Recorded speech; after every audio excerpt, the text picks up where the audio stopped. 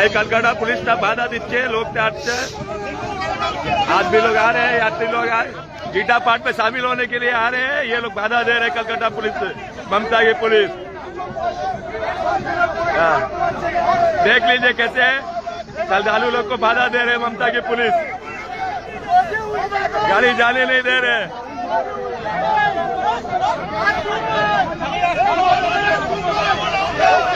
जय श्री राम जय श्री राम भारत माता की जय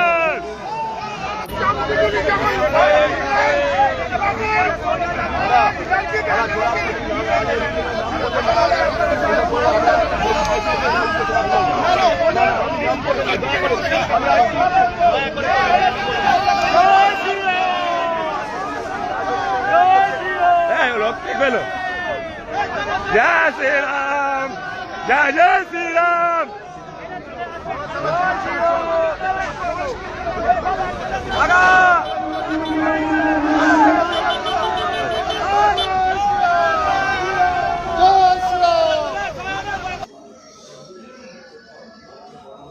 नमस्कार আমি বিপ্র আনকাট বিপ্র চ্যানেলে আপনাদেরকে স্বাগত।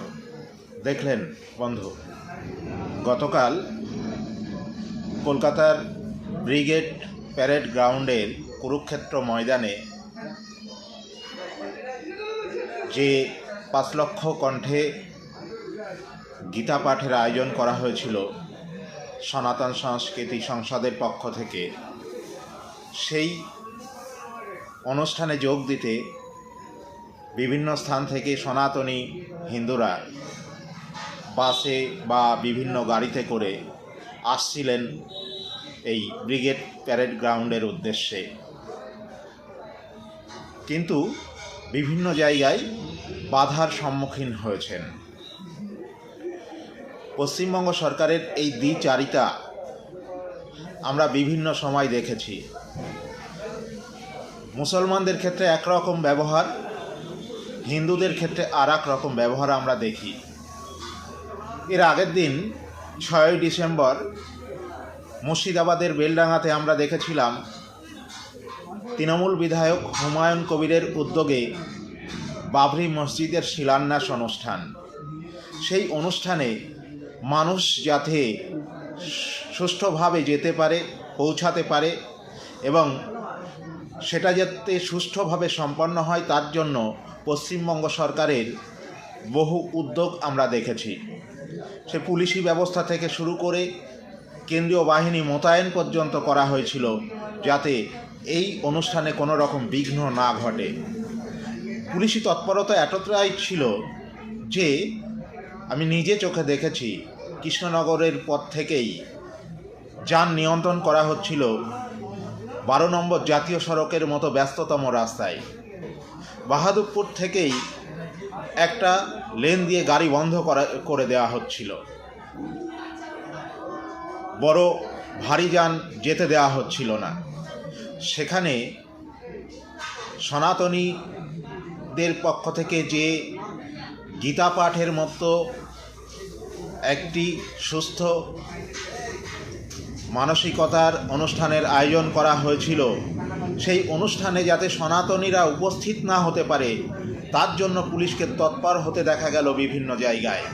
তারা বিভিন্ন জায়গায় সনাতনীদের গাড়ি আটকে তারা যাতে সেই ব্রিগেড প্যারেড গ্রাউন্ডে পৌঁছাতে না পারে তার জন্য বিভিন্ন রকম ফন্দি ফিকির করলেন।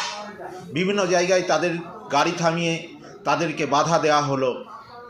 এটা করল কলকাতা পুলিশ এবং পশ্চিমবঙ্গ পুলিশ। এটা কি পুলিশের কাজ? এই বাধাদানটা তো আমরা 6ই ডিসেম্বর বাবরি মসজিদ শিলান্যাস অনুষ্ঠানে দেখিনি। তাহলে গীতা পাঠের মতো একটা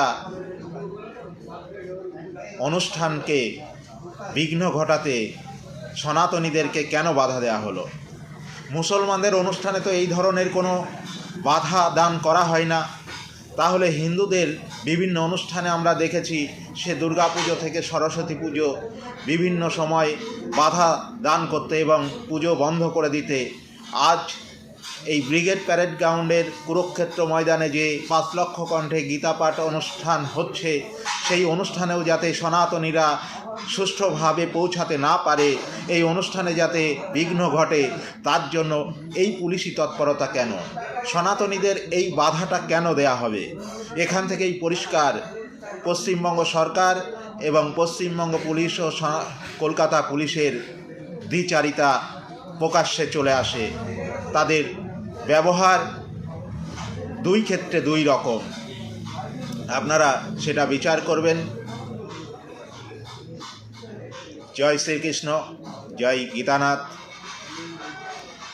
যদি ভালো লাগে আমার চ্যানেলটি, তাহলে লাইক, কমেন্ট, শেয়ার এবং সাবস্ক্রাইব করে পাশে থাকবেন।